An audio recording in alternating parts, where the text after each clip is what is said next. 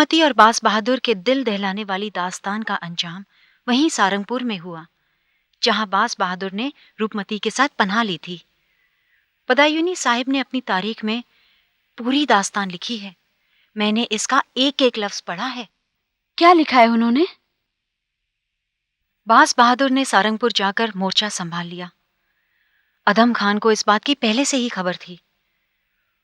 उसने अपनी फौज को किले की खाई के पास भेज दिया, जिसने किले के सारे रास्ते घेर लिए।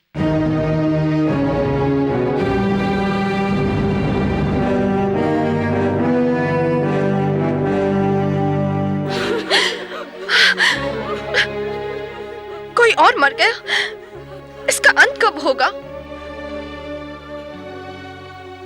आदम खान ने हमारे रसद पानी सब पर पहरा लगा दिया है। लोग भूखों मर रहे हैं। हमें तो जंग के मैदान में लड़ते हुए होना चाहिए था, लेकिन हम यहां हाथ पे हाथ धरे बैठे हैं।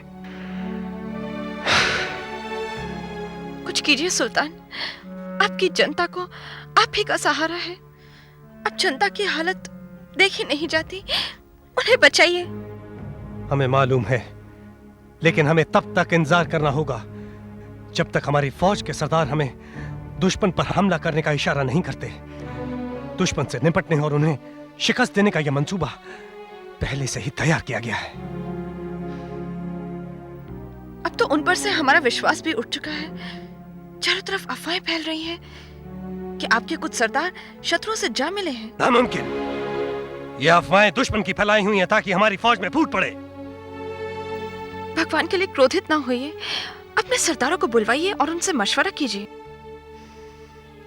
पांव फटते हम उन्हें बुलाएंगे। भगवान न करे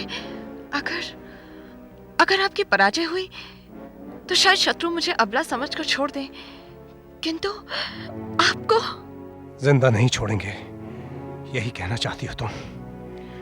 घबराओ मत, मैं उनके हाथ कभी नहीं आऊंगा, कभी नहीं।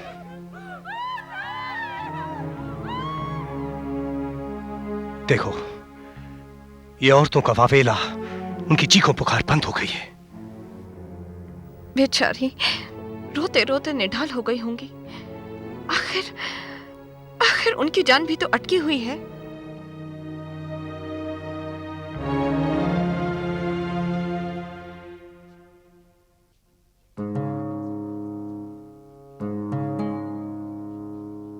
नहीं, मत छुए इसे।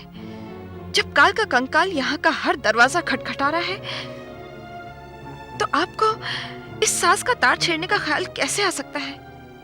मत रोको मुझे रूप, मालूम नहीं अपने इस बचपन के साथी को मैं फिर कभी छू भी सकूंगा या नहीं।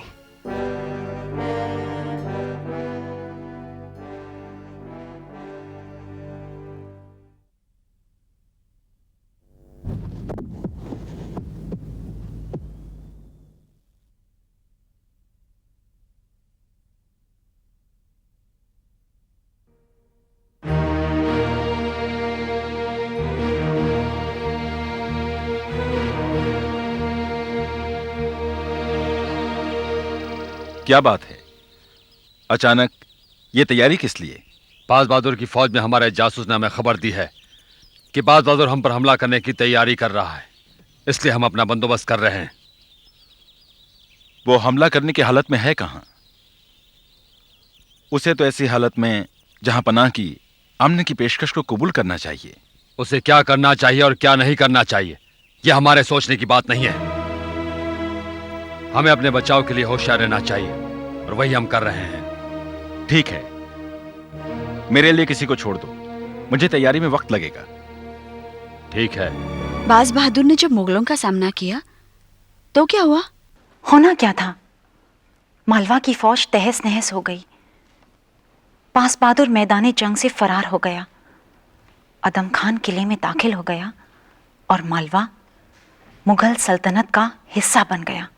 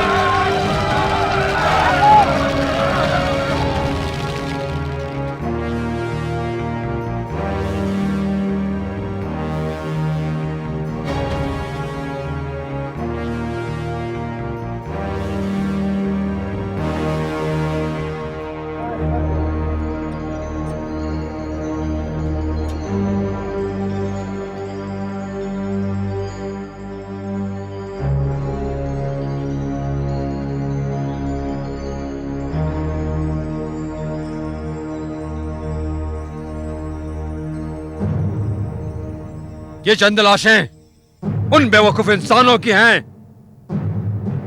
जिन्होंने आदम खान की ताकत के आगे सर उठाने की जरूरत की।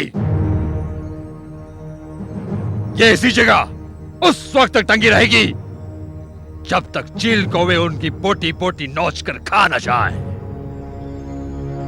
और आने वाले दिनों में इससे भी 100 गुना ज्यादा लाशें आपके सामने पेश की जाएगी। इसे तुम्हें सबक सीखना है, ये सबक कि जिसने भी हमारे आगे आंख उठाने की हिम्मत की तो उसका और उसके खानदान का यही अंजाम होगा, यही अंजाम।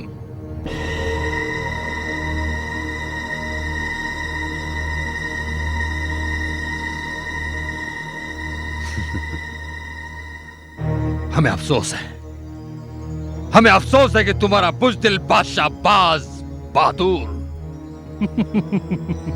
बाज बहादुर मैदान जंग छोड़कर किधर की तरफ भाग गया, वरना उसकी लाश इन लोगों के साथ टंगी होती। ये तुम लोगों के लिए पहला और आखिरी पैगाम है। हमारे बनाए हुए कानून और कायदे जो तोड़े उनके लिए रहम की उम्मीद नहीं की जा सकती, रहम की उम्मीद नहीं की जा सकती।